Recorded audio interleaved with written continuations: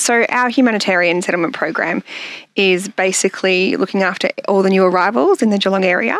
It is Australia-wide, but Diversitat have the contract to look after all of the new arrivals that come here. So they're from all different countries. Mainly you've got your Arabic, Karenni, Afghan, Persian, Iran, that sort of clients. And we normally would intake around 400 clients per year. Obviously with COVID that hasn't happened recently. However, that's our general sort of numbers, and we look after them from basically anything that happens from arrival up to 2 years. But tell us a regular work week for you, Kahlee. What's it look like? Where are you going? What are you doing? Yes, so every day is very, very different, and it's basically whatever the client's needs are. We've got 4 caseworkers who work within the HSP program, and so we all have our own select cases each. And we would do anything that the client would need. So pre-arrival, we would make sure that we're setting them up with their Centrelink, MyGov accounts, bank account, and that sort of thing before they're arriving, arranging for their food and everything in the accommodation. The accommodation is also something that I do separately, but we'll touch on that in a moment.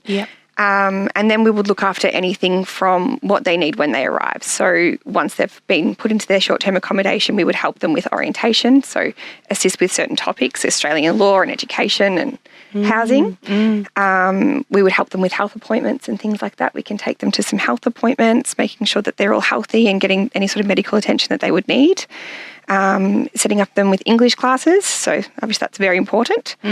And enrolling in schools and teaching people how to use public transports and basically everything that a person needs to live in Australia. You have to be very sensitive, of course, because a lot of our clients have experienced, a lot of trauma, and they've lived in camps and they've never really lived in basically a community like ours. So some people hadn't even sort of used a mirror before. So it's a really, really big adjustment. And as I said, depending on where they're sort of migrating from, the experience is different for them as well. Well, there's so many challenges that we do face.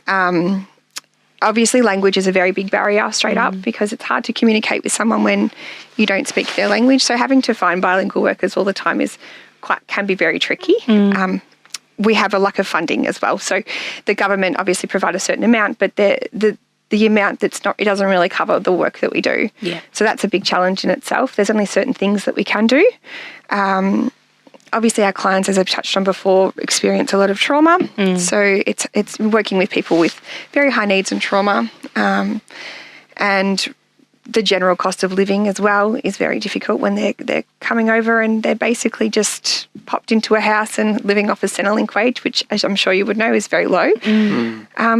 So the challenges are just ongoing. It's constant challenges, and even going into a school and not knowing how to speak English, especially for children, not feeling like they're accepted.